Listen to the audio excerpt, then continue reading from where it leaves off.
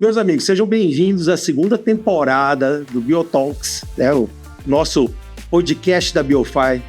E hoje é o nosso episódio de abertura da segunda temporada e eu tenho o privilégio de ter aqui comigo meu amigo Fábio. Fábio, que tem uma história fantástica que vai estar compartilhando com a gente hoje. Fábio já passou por tudo na vida, a gente estava até conversando, né, Fábio? As coisas, é até pano para limpar disco rígido. Ele pegou, pediu pro pessoal pegar para ele. O hábito de fazer pegadinha continua. Só muda do jeito. Só muda do jeito, né? Fábio, para quem não conhece, gente, é sócio fundador da Sankia. Sankia é uma empresa que nos dá muito orgulho aqui de Uberlândia para o Brasil e para o mundo. Tá aí partindo até para um IPO, dizem as boas línguas. Né? Passo a passo. Passo a passo, né? Tá crescendo, bombando. Dá muito orgulho para todos nós da região. E agora também está à frente da ACIUB. Daqui a pouco a gente vai falar sobre isso, que é a Associação Comercial e Industrial de Uberlândia. Tem muita coisa legal para a gente falar. E hoje é o nosso convidado de honra. Muito obrigado, Fábio, por estar aqui conosco.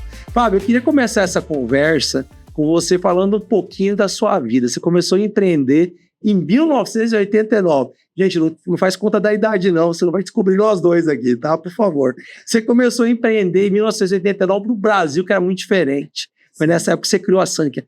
Conta como foi os desafios que você passou nessa jornada aí pra gente. Paulo, antes de mais nada, agradecer a oportunidade de estar aqui, parabenizar vocês pela empresa, pela iniciativa do Biotalks e pelo sucesso, né? São empreendedores aí também referência. Bem, 89 você está falando, né? Eu costumo dizer até que quando a gente vê o que nós vivenciamos de mudança, isso nos dá uma perspectiva melhor de ver para onde nós tendemos aí nos próximos 10 anos e o tanto de disrupção que ainda vem. Sim. Mas em 89, eu tinha acabado de sair do Grupo Algar, aqui, eu estava 4 anos lá, adorei a experiência, foi muito aprendizado. Mas eu tinha um chamamento, eu quero mais, eu quero empreender. E eu saí do Grupo Algar com 2 contratos fechados, contratos em nome de uma empresa fictícia, né? Eu fui lá, FTF, informática, consultoria. E saí com 2 contratos que me davam uma certa segurança. E por que segurança? Porque eu tinha 23 anos. Era novo. Eu já era casado, eu tinha uma filha e minha esposa estava grávida de outra filha. E a filha era pequenininha, né, nova. E minha esposa falou, você tem certeza? Você tem, né, sua carreira tem muita coragem. Algar? Né? Eu falei, não, mas... E Algar naquela época era uma referência, uma potência, né? Muito. Ter coragem de sair da Algar não era para qualquer um, não. E aí, eu saí no meio do ano. Infelizmente, 2 meses depois, meu pai veio a falecer com 50 anos, novo, no infarto, jogando bola, infartou de uma vez. Foi o primeiro e único infarto, né? Então, foi uma situação muito difícil. Mas o meu irmão também, nós, na época eram 4 irmãos, 2 irmãs mais novas, uma mais velha e outra mais nova, e o meu irmão também tinha vindo do TST de Brasília, estava em Uberlândia, e ele estava trabalhando na Rotina Imobiliária. E ele também fazia alguns serviços extras, até com o consentimento do Ronaldo da Rotina. E nós resolvemos, 2 meses depois do meu pai faleceu em agosto, juntarmos e criarmos a empresa. E uníamos a intenção, né? Aí criamos uma empresa onde eu tinha 1 quarto, o Felipe 1 quarto da empresa e a minha mãe entrou patrocinando com 1 quarto e o Ronaldo da Rotina também. Olha só. Então foi uma experiência legal. Pra você ter ideia, eu tinha pego meu acerto com o Algar e tinha trazido um XT pedido, um XT do Paraguai, $1.500. Eu lembro Esse foi o capital inicial de cada sócio. Então foi $6.000 o capital inicial da empresa que na época chamava SOS Informática. Olha. Então começamos no final de 89, dessa forma, nesse cenário.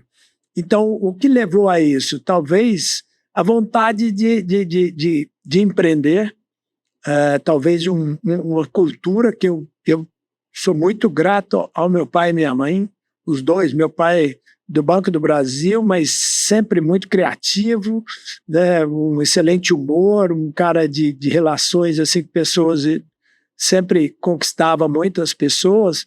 E a minha mãe, apesar de estar em casa, e eu digo assim, você fala, ela me ensinou muito profissionalmente, Olha só. mesmo estando em casa. E eu costumo dizer isso com a boca cheia, porque o povo não sabe o tanto que significa para mim, porque a gente trabalhava em casa, né? Lavava banheiro, louças. E eu tô lá lavando banheiro com a minha mãe e ela falava assim, olha, vai lá levar esses lixos e já traz o rodo e o pano. Você não desperdiçava energia. Sim, Eficiência desde o começo. Assim, luz acesa. Minha mãe era sempre preocupada da gente maximizar o resultado que a gente estava fazendo. Olha que legal. E é engraçado que isso, quando você leva para o lado profissional, essas coisas elas estão impregnadas no seu DNA. Você sempre quer extrair o melhor das pessoas, com as pessoas e contigo. Não, mesmo. e vem junto os valores também, né? Exato. Então esse era o cenário. O Fábio e eu acho que meus irmãos têm isso. A gente teve um espírito, uma cultura em casa sempre muito assim, cara, dá valor às coisas, trabalha e respeita bem os outros. E isso a gente, é lógico que vai aprendendo e vai melhorando durante a vida, mas eu sou muito grato à criação. E nesse cenário a gente começou a empresa e 2, 3 anos depois a gente era muito mais prestador de serviço, viu, Paulo? Sim. Não tinha esse negócio de startup, não tinha investidor. Essa palavra é coisa nova. Então a gente, numa época que microinformática estava começando, eu lembro. Né, o XT, os primeiros, era os cursinhos de informática. Que o XT não tinha memória, tinha uma vaga lembrança. Né? Então, assim, na prática, depois a gente até combinou com o Ronaldo e com a minha mãe da gente ficar só os dois sócios, que era muito trabalho, pouco resultado, assim, era o resultado... Dá para dividir muito, né?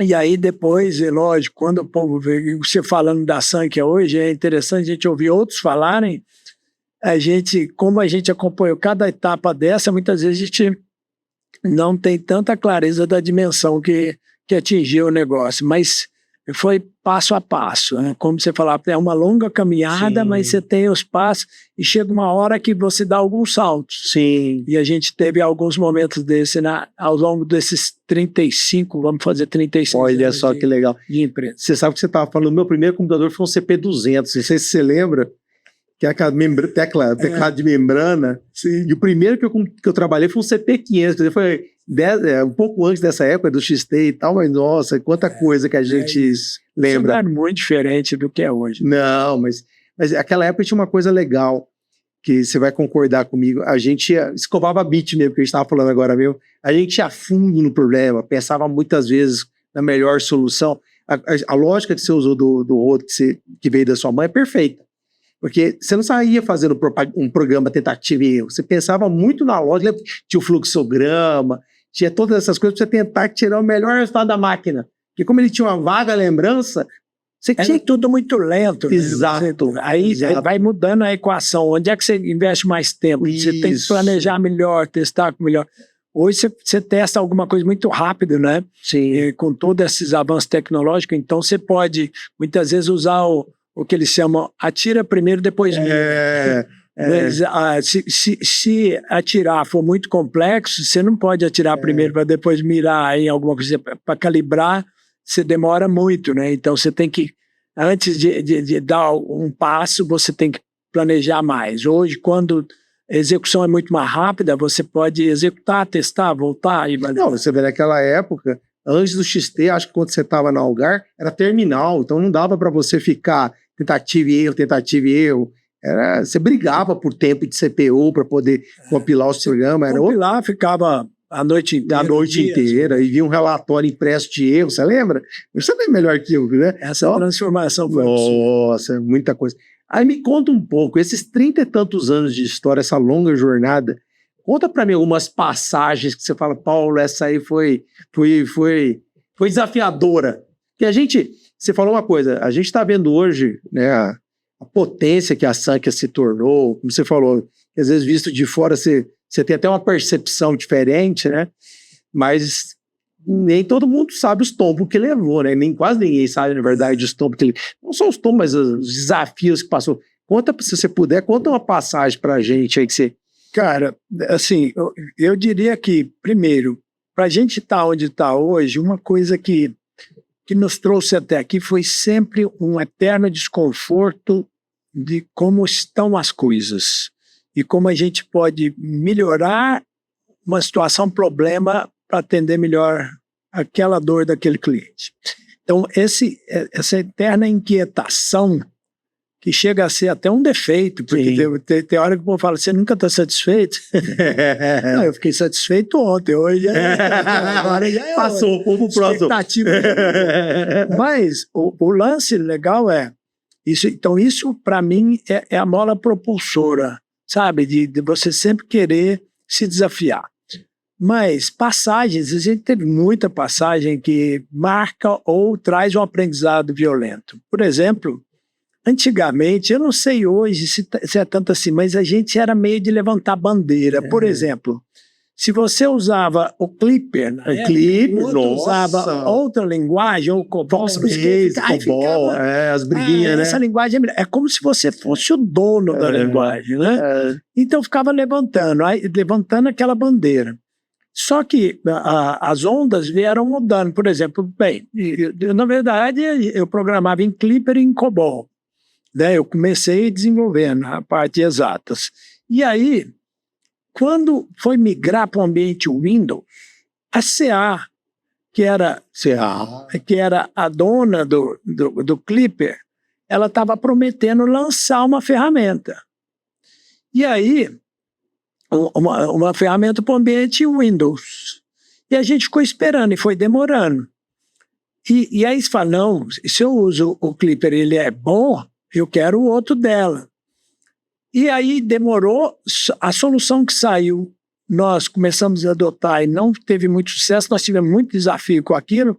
Chegou uma hora que a gente parou internamente, aí o Manuel já estava junto com a gente, que é um gênio, veio logo nos primeiros anos, hoje é sócio nosso, né, logo no começo, com 3 anos ele já virou sócio nosso, e o Manuel falou, cara, está na hora da gente perder a paixão, fazer uma matriz com critérios e escolher a melhor plataforma, porque nós vamos ser refém dessa plataforma. Sim. E aquilo foi um aprendizado legal, porque muitas vezes a gente fica com ideologia, para várias outras coisas na vida, mas também para aquele técnico que fala, o melhor é esse, o melhor banco é esse, a melhor solução é aquela, a melhor ferramenta é essa, a melhor solução de nuvem é aquela. Não, cara. Todas que estão aí provavelmente não estão aí sem seus méritos. Né? Então, olha com desapego, veja que problema você quer resolver, quais características precisa ter, qual vai se atender melhor.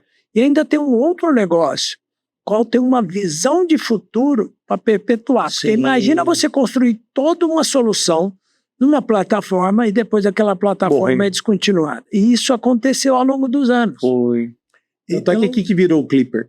Esse aprendizado fez toda a diferença, porque aí você começa a olhar como um intermediário de ferramentas, que a gente depende de várias coisas, nós somos clientes, para que a gente seja fornecedor de solução boa. Quando eu penso no cliente, mesmo, eu tenho que falar, qual plataforma que eu vou usar que vai perpetuar melhor e vai atender melhor aquela dor.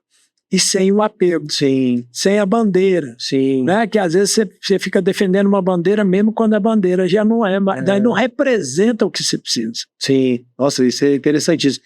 E você sabe que você falando nisso, tem um ditado que eu uso muito com o meu time, né? Que eu falo assim, o ótimo é inimigo do bom. Às vezes você persegue até por esses motivos de bandeira, né? Um ótimo, e não faz nenhum bom. Né, não entrega nem aquilo que você poderia estar entregando. Então, faz todo sentido. E o Clipper, eu lembro do Clipper, você fala, tá parecendo 2 conversas de velho, gente, vocês me desculpam, mas assim, é bom, e para quem tá, as novas gerações que estão nos assistindo, né, é bom para vocês verem a história, né, todo o caminho que foi percorrido pela tecnologia até chegar onde a gente está, chegar na inteligência artificial que hoje a gente vive, passou por isso. O Clipper, para quem não conhece, né, vale a pena dar uma olhadinha. Era uma linguagem que dentro dela você já tinha um banco de dados, era um banco de dados muito bom. E era muito fácil programar em Clipper, né, comparado com o COBOL. COBOL, pelo amor de Deus, eu dei aula de COBOL, né, Identification Division, Environment Division. Eu lembro até hoje, se brincar, você escreveu um código de COBOL até hoje, Filler, Value. Cara, até hoje eu lembro desse negócio, que eu fiquei anos dando aula disso aí, foi a segunda linguagem que eu aprendi na minha vida, né. E tem gente que até hoje usa banco, tem Core do Itaú ainda usa, né? Plataforma alta lá, roda em COBOL, né? Mas, nossa, o Clipper na época veio para revolucionar, só que é o que você falou.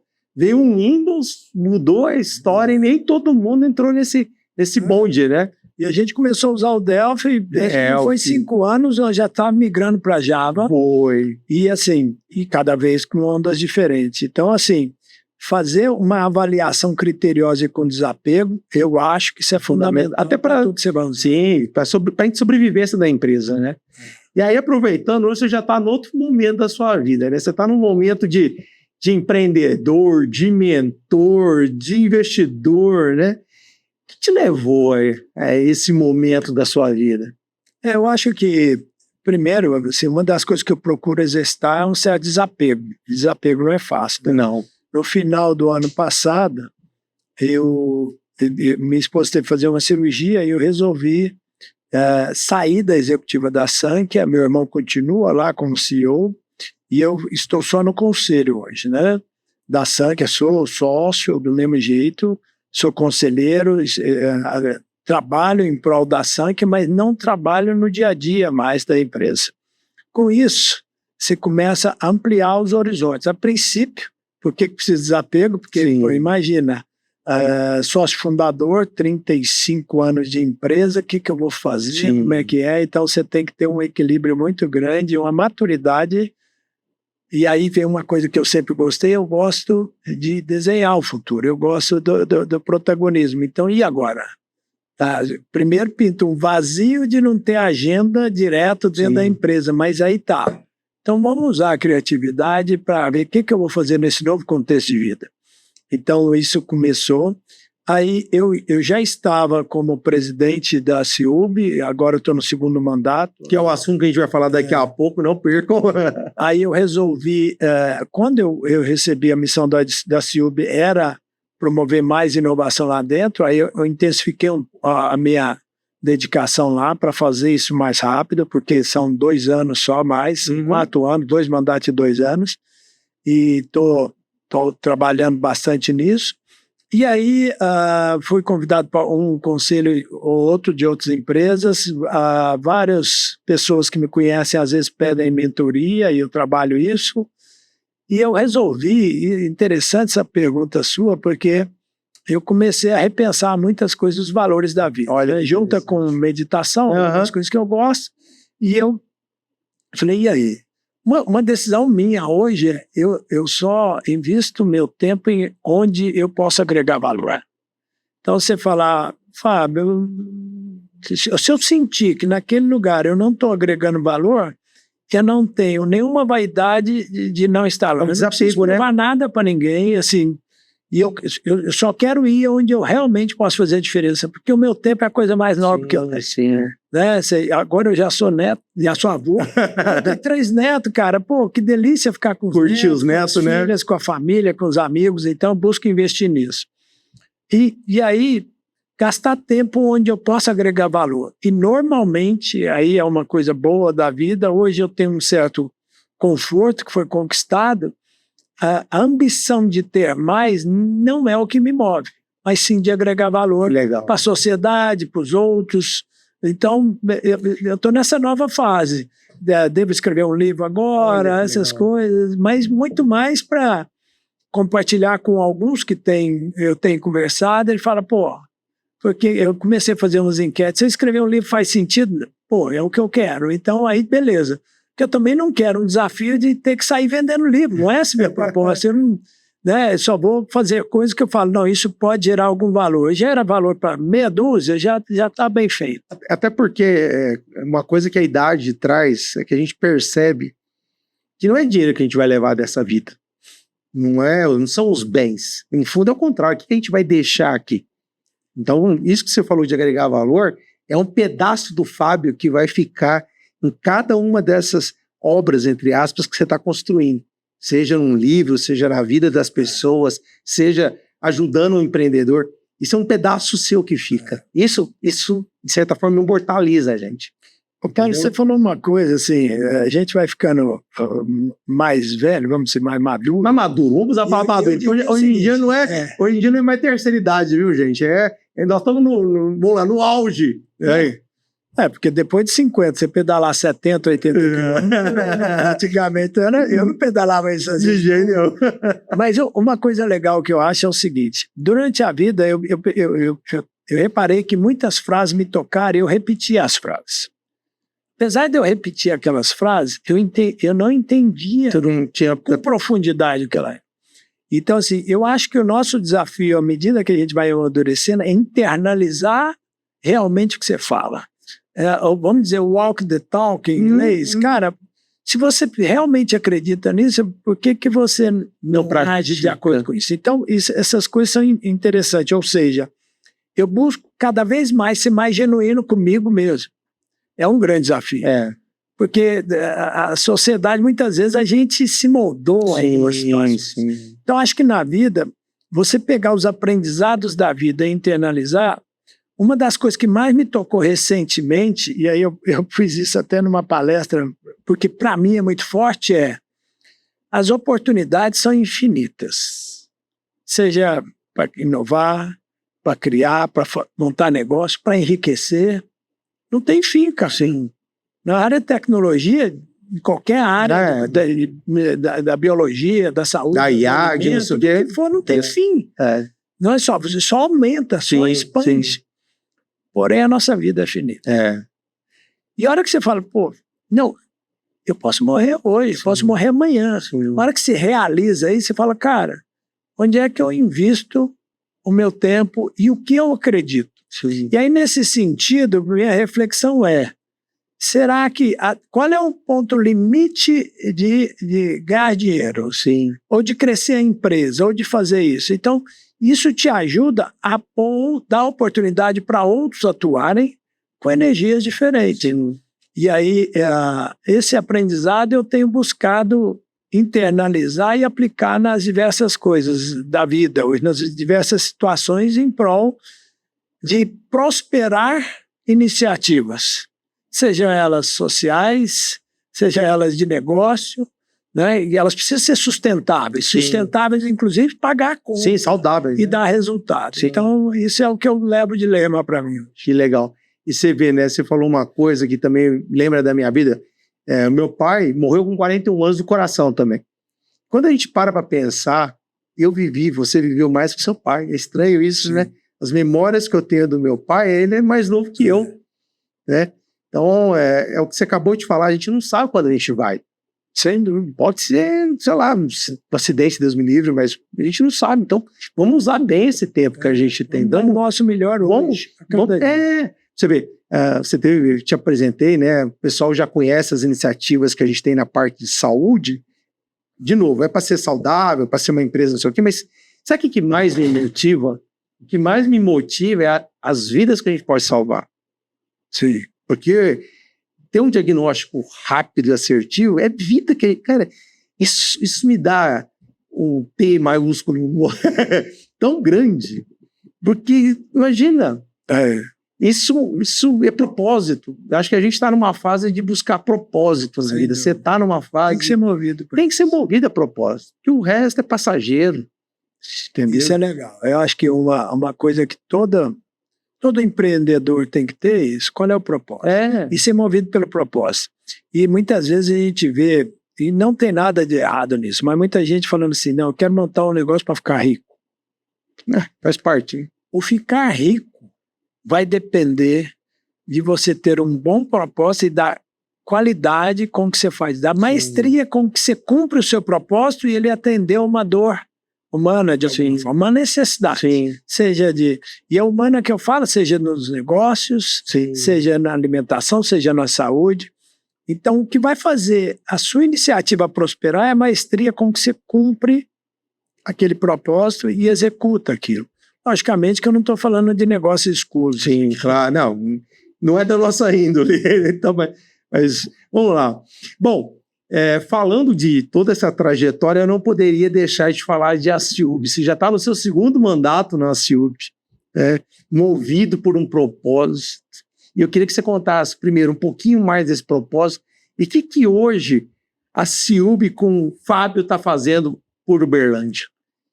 Cara, assim, é um outro aprendizado, né? Tocar uma associação, uma entidade. Nós temos lá um time muito bom, e a CIUB tem mais de 90 anos. Aí você pensa uma entidade que construiu a reputação. Né? Primeira surpresa minha, assim, que eu já conhecia, mas é a mesma coisa, conhecer, mas internalizar. É outra história, né? O que é o branding, o que é a força da CIUB institucional? É absurda. Isso é uma conquista de todos os que passaram lá até hoje. A CIUB participou de muitos momentos fundamentais na história de Uberlândia, às vezes do Triângulo, de Minas e até do Brasil. Tem participação até em Segunda Guerra. Olha. Então a CIUB, nós estamos trabalhando inclusive para criar para digitalizar a museu memória, e facilitar isso, porque é incrível. A CIUB só é o que é hoje, porque tiveram várias pessoas lá dentro, tanto na parte, tanto o corpo executivo lá, mas quanto a diretoria, que realmente pensou além do tempo. Então, basta ver, por exemplo, que a CTBC, a semente dela foi criada dentro de uma reunião de diretoria da CIUB. Sério, eu não sabia disso. O senhor Alexandrino estava numa reunião, pintou uma oportunidade, dali surgiu isso, você fala, caramba. Né? Então, assim, tem muitas histórias assim incríveis da CIUB. Então, assim, quando me puseram a oportunidade, a mão falou, está na hora de você pegar essa CIUB de 90 anos e você, como vem de inovação e tecnologia, contribuir com essa parte. Desafio grande, vamos né? Inovar. Um desafio grande. Vamos falar os termos mais comuns em São Paulo na área imobiliária. Vamos fazer um retrofit. Retrofit de uma centenária, né? Essa foi minha incumbência. E assim, no primeiro mandato, eu dividia com o tempo livre dentro da Sankyo. E eu vou te falar, as empresas comem o nosso tempo. Comem, a Sankyo rotina, foi investida, a gente estava fazendo fusões e aquisições, eu estava como diretor de inovação e de produtos.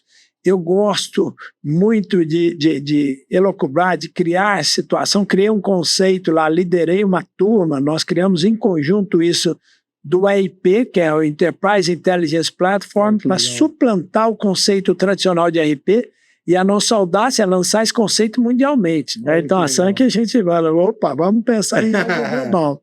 Isso prosperou muito, está dando muito certo até hoje. Em cima disso, nós criamos uma tese, fomos investidos pelo GIC, fizemos uma série de aquisição, então aquilo estava tomando boa parte do meu tempo. Sim. Então, na CIUB, a gente, enquanto presidente, a gente vai lá poucas horas por semana. A partir do momento que eu fui para conselho da Sankyo, eu comecei a ter mais tempo e aí resolvi dar uma turbinada nesse retrofit da CIUB. Esse ano a gente está tocando muito mais projetos simultaneamente. A turma lá às vezes quer me esfacelar, mas beleza. Assim, hoje acho que a gente já está caindo num fluxo muito mais dinâmico. Vamos fazer um Collab Inovação 2025. Daqui a pouco a gente vai falar dele. O primeiro seminário internacional. Estamos trazendo um curso que eu espero que tenha boa demanda aqui sobre o framework, o mindset do Vale do Silício, como inovar, como tocar startups e inovação dentro de empresas tradicionais também, porque eu acho que o Uberlândia está num momento muito singular para empreender mais ainda. Então, a CIUB é um hub para mim. É um hub, é uma associação que faz, e por isso que Collab é legal, tudo lá tem que acontecer em parceria e fomentar negócios, fomentar network, fomentar aprendizado, fomentar a transformação, ajudar os associados, as empresas a se perpetuarem. E como a transformação está grande, seja você um empresário de uma padaria, de um açougue, de um supermercado, ou de uma startup, ou de uma grande corporação, você sempre está num processo cada vez mais competitivo. Então a CIUB quer ser esse parceiro para estar ajudando os seus associados a estarem cada vez mais competitivos. Isso envolve, inclusive, uma parte institucional, que eu também... que é defender os associados contra os interesses dos associados na esfera pública municipal, estadual e federal. Aí nós temos reforma tributária, temos muito... Não, tem muita coisa. Fica muito difícil uma Sankyo, uma BioFi ficar discutindo uma coisa. Mas para uma CIUB, a CIUB é um pleito legítimo.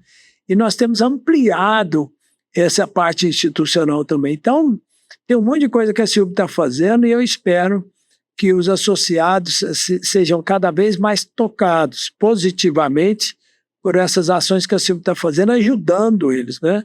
Porque, na verdade, a Silvia não faz isso pela sua empresa. Ela é tipo um hub, ela te conecta. Então, o que os empresários têm que ter em mente? Eu tenho que fazer um bom uso da associação, porque ela é um canal, é uma plataforma que pode me ajudar muito. E uma coisa que a gente estava conversando agora mesmo no bastidor, pena que vocês não vão ver o bastidor, que teve altas conversas aqui, é justamente a filosofia que uma andorinha sozinha não faz verão. Então é a gente junto que vai mais longe. Né? Então, seja principalmente com a figura de uma associação, a figura do network, da colaboração, a gente vai muito mais longe e vai mais longe de uma forma perene. Não é aquele foguete que vai lá, o fogo de artifício explode e some, não. É perene. Inclusive você que está nos vendo, que é de uma startup que ainda não está na Ciub, está perdendo tempo, hein? Não deixe passar a oportunidade. E não é porque a gente está aqui com o Fábio, não, é verdade. E agora eu quero que você me fale um pouquinho do Colab. Colab é um evento que veio para mexer com Uberlândia. Não só com Uberlândia, como falar com o Triângulo Mineiro. Veio para mexer com o Triângulo Mineiro. Me conta um pouquinho do Colab. O Colab é uma ideia antiga da gente fazer um evento aqui, não o evento em si, mas para ser talvez uma forma da gente promover uma série de iniciativas que a Silvia quer estar sempre trabalhando. São programas que a Silvia quer fazer, seja treinamento, seja pitch reverso, seja rodada de negócios, networking. O Colab vem para combinar com tudo isso. Quando a gente pensa em inovação e a IA, que é um ponto de disrupção do que nós estamos vivendo, eu sei que a IA não é de hoje, mas ela cruzou uma linha que sem volta, né? É igual a internet fez lá atrás. Nos próximos 10 anos fica difícil a gente até prever o que vai acontecer, porque vai ter muita inovação, vai ser muita transformação no nosso cotidiano. A gente precisa incorporar isso melhor nos nossos negócios. E aí, um amigo meu que eu fiquei conhecendo recentemente, um tal de Paulo Pérez, ainda apareceu e eu te conheci e falei, Paulo, vamos trazer alguém aí da NVIDIA, acho que você estava nos Estados Unidos, não sei se era no Vale. No evento da NVIDIA, inclusive. No Vale do Silício? No Vale do Silício. E aí você falou, cara, vou conseguir um diretor da NVIDIA aí. Eu falei, opa. Aí, então a gente conseguiu o cara da NVIDIA, o Márcio, que vai estar aqui, contribuindo muito, tem uma experiência internacional, o cara é diretor para a América Latina.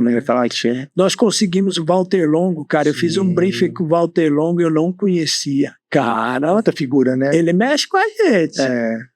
Aí eu comecei a ver vídeos no YouTube dele e falei, bicho, eu tenho que aprender muito com esse cara.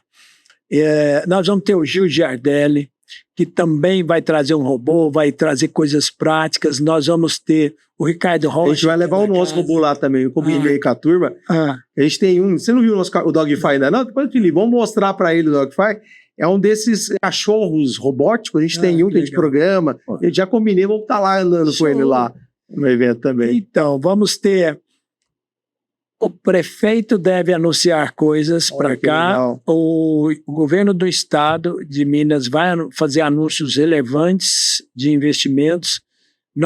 E eu consegui também, por coincidência, eu tive no Vale recente, no Vale do Silício, e estou trazendo uma consultora, a Michele Messina, que me ajudou há uns 10 anos atrás numa startup que a gente tinha, e mora lá, dá consultoria em vários países e vai vir aqui para participar de uma sessão de por que as inovações ou startups falham. Sim, e é interessante isso, porque isso é ensinado em várias faculdades ou aceleradoras nos Estados Unidos e pode nos ajudar muito. Sim. Não, até para a gente não cometer os erros e ter maior assertividade. Então, vai ser show. E lá nós também devemos ter um outro anúncio especial com a Michele Messina.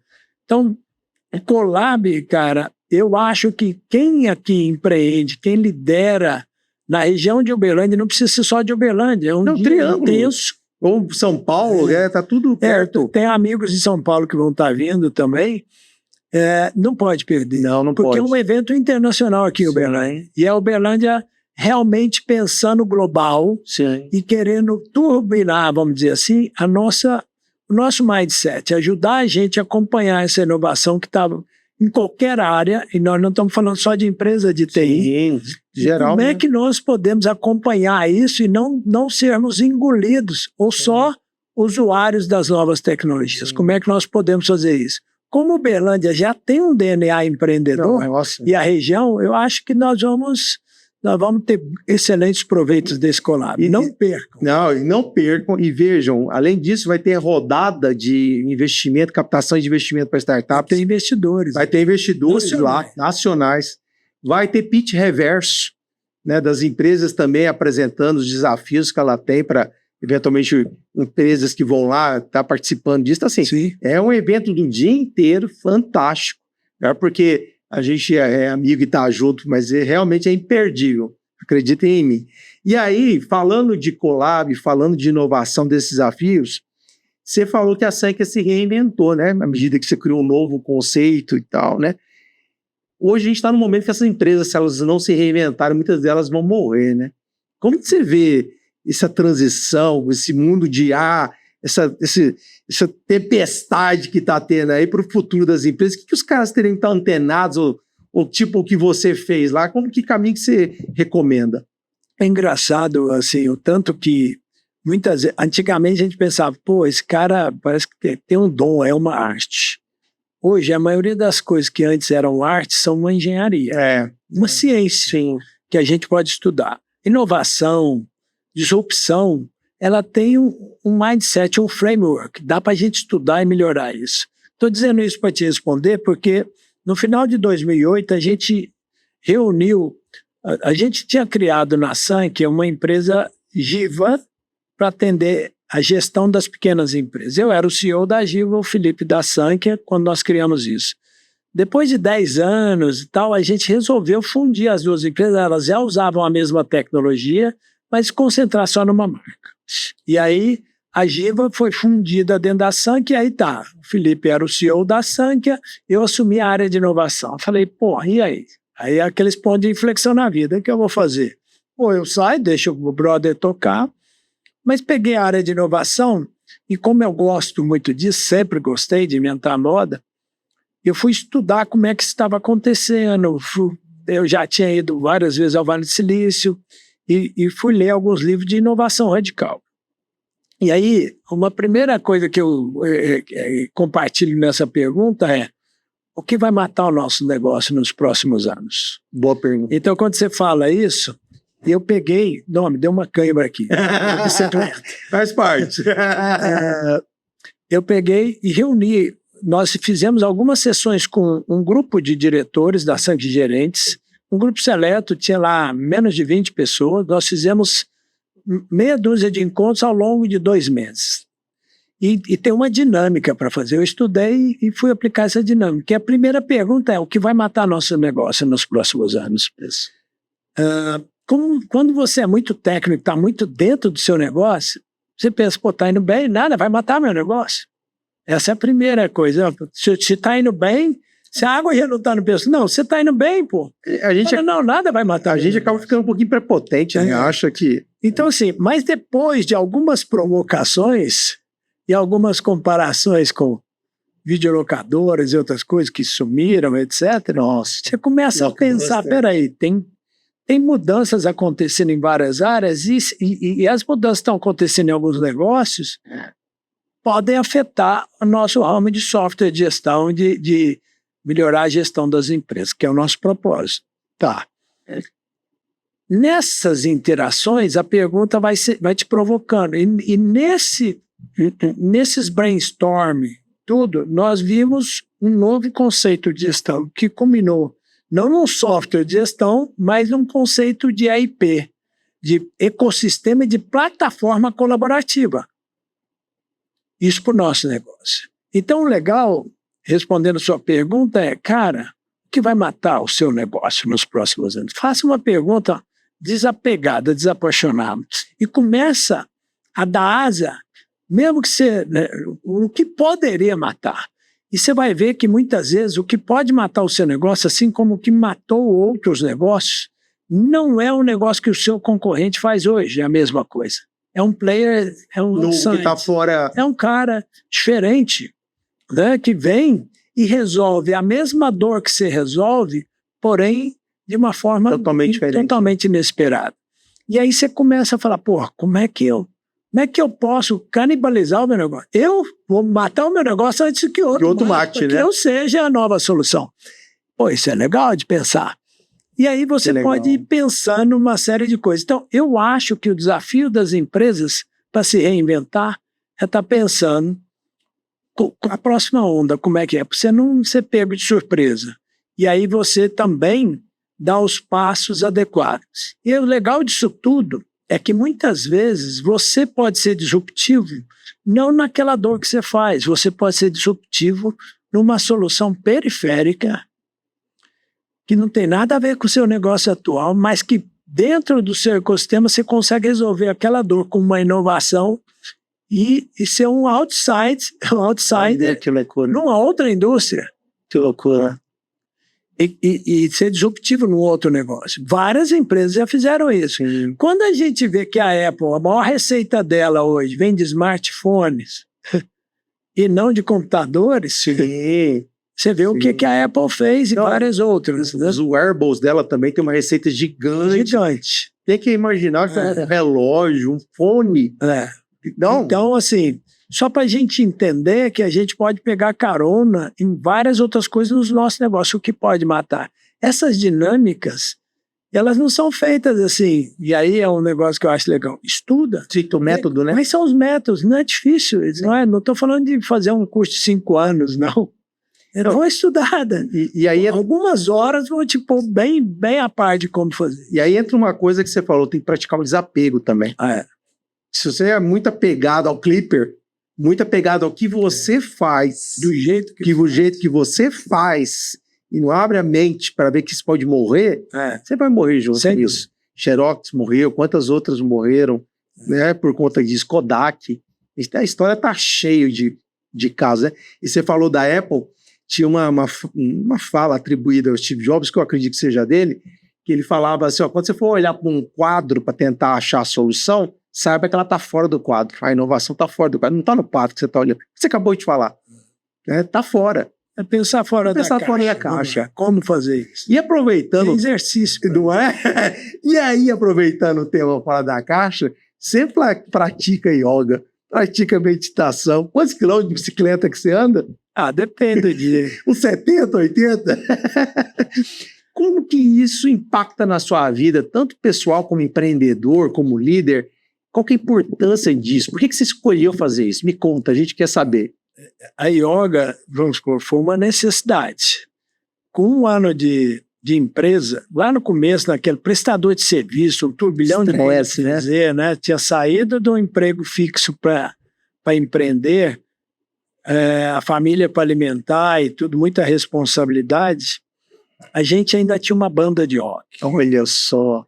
Eu, acompanhando meu irmão, que é mais velho, tem gente que não acredita nisso, mas pois é, ele é bem conservado, né? O Felipe e o Maurício Ricardo, eles eu ia para tocar com eles, comecei a tocar, né, tocar bateria. E aí a gente foi criando, fez músicas, né? O Felipe e o Maurício muito criativo com música. A gente gravou disco, depois veio o Marcos também, gravamos disco e conseguimos um contrato com o BMG Ariola. Com 1 ano de empresa, nós ficamos 30 dias no Rio, gravando um disco num estúdio. Não sabia dessa. Com o Marcelo Sequinde, que era produtor do Engenheiro. Eu lembro dessa, olha. Aí, cara, a gente lá, então você imagina, eu sou um cara de exatas, super responsável com isso, e o músico é outra cabeça, é outra coisa, né? Eu adoro música, isso não quer dizer que eu sou bom músico. Aí vem um outro choque. 30 dias lá, eu fiquei 20 dias lá com a minha esposa e com a minha filha, gravando, entrava pro estúdio 9 horas da noite, saía 4, 5 horas da manhã. Quando eu voltei, eu dei uma pirada. Fui parar no neurologista, ele falou, cara, isso é estresse. O famoso burnout, naquela época nem existia essa palavra, né? Agora que existe. Eu descobri o burnout. Antes dele ser nomeado. Aí ele falou, vou te dar um remédio, tarja preta, pra você dormir, apagar, porque eu não estava apagando, muito doido. Mas o problema não é esse, você vai ter que fazer alguma coisa, regular, equilibrar o seu volume de coisas para sua mente. E aí ele me recomendou yoga, eu comecei yoga, não a parte física da yoga, Hatha Yoga, eu comecei meditação, estudo, e apaixonei, né? Então, isso com a Sankhya é com um ano. Então tem mais de 35 anos que eu estudo yoga e eu gosto de trabalhar esse equilíbrio interno. Inclusive o nome Sankhya, Veio que a disso. gente pôs depois, veio de sânscrito. Sankhya Eu não sabia dessa. Yoga é o contato com Deus pela síntese. Sankhya é o estudo da manifestação divina no múltiplo. Olha que É legal. o processo analítico. Que legal. Então a gente escolheu na época essa palavra em sânscrito. Então o yoga, ela foi para mim uma necessidade de equilibrar. E como eu sou um cara muito ansioso, cara. Eu tenho defeito de fábrica mesmo. Eu sou assim, para ontem. Aí, se eu não respirar fundo, tadinho de quem A gente de tecnologia tem que ser assim também. Aí,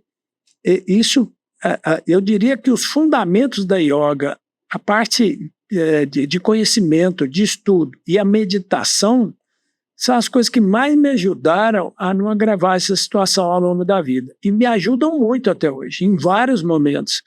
Então, eu acho fundamental esse aspecto de você se equilibrar, até para... Aí vem vários conceitos disso, o desapego. Né? Você apegar a quê? Né? A importância que você dá para as coisas na vida e o que realmente você pode fazer diferença. Então, tem uma série de lições que vem da yoga. Inclusive, você me contou uma que o aprendiz perguntou para o mestre, como é que é essa? É interessante, né? Porque a gente vem aprendendo, a gente aprende, quanto mais a gente aprende, mais a gente percebe que a gente não sabe. Isso internalizar isso é porque você tem que vivenciar. Você fala, cara, eu tenho que viver aprendendo e quanto mais eu aprendo, eu percebo que, nossa, eu sei pouco. Isso tem que a gente internalizar. Mas eu acho interessante, normalmente o povo quer perguntar qual é a fórmula do sucesso, né? Mestre, como é que eu posso ser igual a você, esse santo, e que é essa pessoa equilibrada, né? Que não fica nervosa, não perde a linha com ninguém. Aí ele fala, bem, você aprende isso com boas escolhas. E como aprender a ter boas escolhas? Ele fala, más escolhas. Ou seja, a gente aprende com os erros. Mas é engraçado que se você olhar, a gente às vezes erra muito, sem tirar o aprendizado disso, a gente fica repetindo o erro. Teimosia muitas vezes. Como se a gente entrasse num ciclo vicioso em vez de um ciclo virtuoso. Quando a gente tira o aprendizado porque, primeira coisa, nós sempre vamos errar. Sim. Nós somos humanos, nós estamos aqui para isso, para aprender, para evoluir. Então, aceita a sua condição de humano. Isso não quer dizer que você não vai trabalhar para melhorar cada dia. Como é que eu melhoro? Olhando para as coisas que eu fiz que eu achei que não foram adequadas e aperfeiçoando ela. É lógico que, como ser humano, muitas vezes a gente não percebe o tanto que a gente repete erros. Mas eu acho que, à medida que você vai percebendo isso, toma consciência, aí fica mais fácil de você mudar aquela situação. E coloca em prática o desapego, em prática tudo isso que a gente falou, você também se liberta para poder aprender e para poder até ver os próprios erros, porque a gente tende a ser advogado de nós mesmos. Tudo que a gente faz de errado, a gente dá desculpa, né? Não, eu fiz isso por causa daquilo, Você nunca olha cruamente para aquilo e fala, eu errei. Você sempre se passa a mão na sua própria cabeça, se perdoando disso. E vem esse amadurecimento, porque você imagina uma outra coisa no caminho de autoconhecimento, porque yoga é um caminho de autoconhecimento, né? Tudo que você precisa na ciência do yoga é uma ciência altamente experimental, porque já está com você o tempo todo. Você está no consultório de espera do médico, do advogado, você está com tudo ali para você refletir e trabalhar o conhecimento. É engraçado, você vê uma característica minha. Como eu sou esse eterno insatisfeito que quer melhorar, quer fazer, o que acontece? O excesso disso vai provocar em mim um eterno descontentamento. Sim, sim. Aí como é que você saboreia as coisas simples da vida?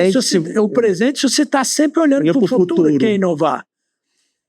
A hora que você toma consciência disso, através de uma meditação reflexiva, ou de uma meditação pura mesmo, onde você acalma a mente, internaliza isso, aí você começa, aí você muda.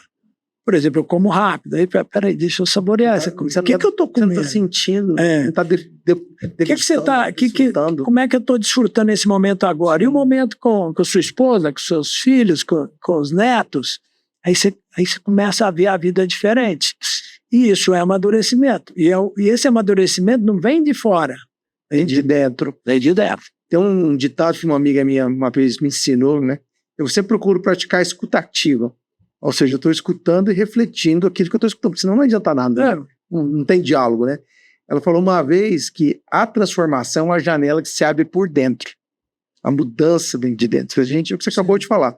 Se eu não quiser mudar, eu não vou mudar. Tudo bem que às vezes tem situações que nos obrigam a mudar.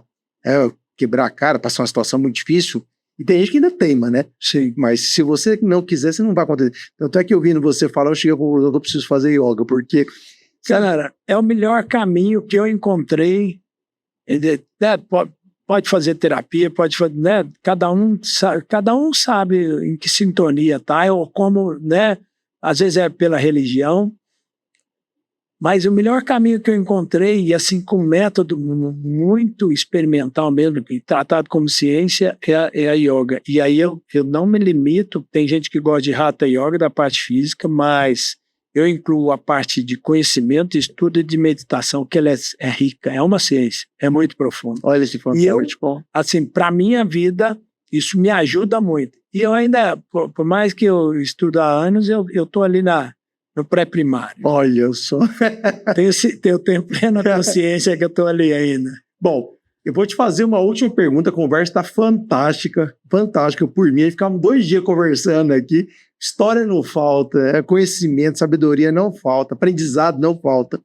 Mas que mensagem que você deixa, tanto para esse público, tipo a gente que está nos ouvindo e que muitas vezes não está conseguindo olhar para esse futuro desafiador, como também para essa moçada, que às vezes, né, os mais novos também têm também um problema, que eles também tendem a acreditar que sabem o que estão fazendo, né? E a gente está falando de IA, a gente está falando de muita coisa. Qual a sua mensagem final, com toda essa experiência riquíssima de vida, com tudo isso, essa busca pelo equilíbrio, que mensagem você dá para quem nos ouve? Ou seja, como que eu vou me preparar para esse futuro desafiador que está pela frente? Paulo, eu vejo que hoje nós estamos passando por um momento muito singular para a humanidade. Talvez o jovem não perceba isso. As redes sociais, a IA, a esfera que a gente tem hoje de contato para a nossa mente, ela nunca aconteceu. Então, hoje, a gente é bombardeado o tempo todo. Então, eu diria, juntando o propósito da vida, o jovem hoje, e também qualquer um que se encantar com digital demais, ele não vai perceber, ele vai se distanciar do interior dele, do sentido dele, do propósito dele, do que é. Ele vai ficar... Se ele não perceber isso vai aumentando a distância. Eu acho que essa onda que está vindo, inclusive, é para botar à prova mesmo. Ou é muito mais... E o burnout vai te mostrar, vai bater um sino que vai falar, opa, algo está errado.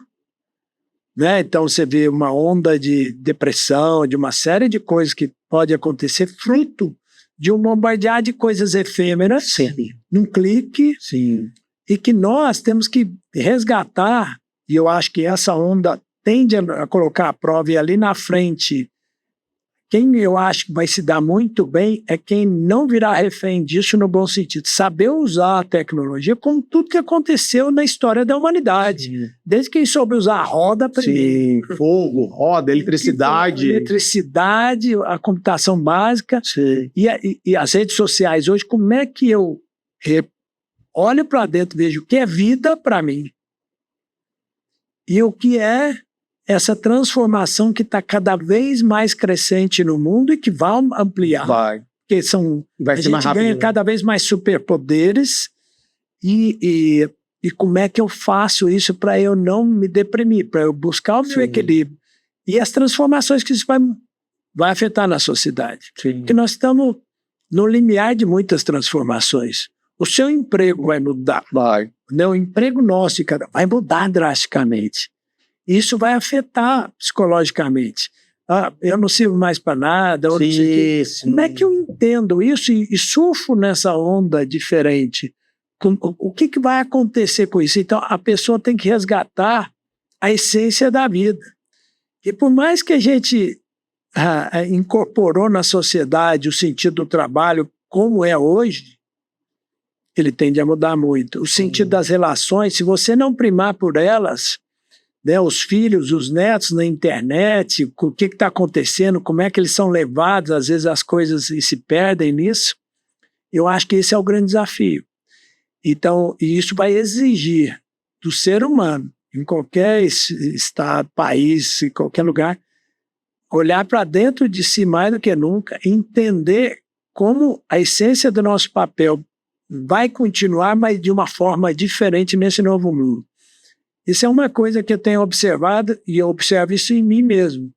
Quanto tempo eu gasto no digital, o quanto que aquilo afeta o meu humor, a minha qualidade de vida, o quanto que eu sou levado, seja por fake news, seja por coisas efêmeras que não tem nada a ver. Você entra numa timeline, a IA te direcionando.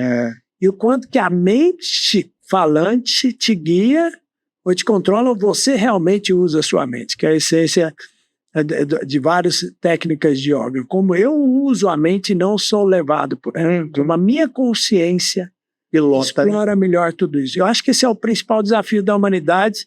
Eu sei que eu estou falando, às vezes, é muito profundo para o jovem, mas para o adulto e para aqueles que acompanharam todas essas transformações das últimas 3, 4 décadas, eu acho que é o grande desafio. Mas você falou, para o jovem, talvez seja, como você falou, muito profundo, mas jovem que nos ouve, né, que nos vê, na verdade, é uma mensagem muito importante, porque essa mudança toda, essa revolução toda, ela vai bagunçar tudo aquilo que às vezes a gente acredita, o que a gente fez até hoje, ou até mesmo a própria vida, que o jovem acha que é a felicidade dele, tudo vai mudar.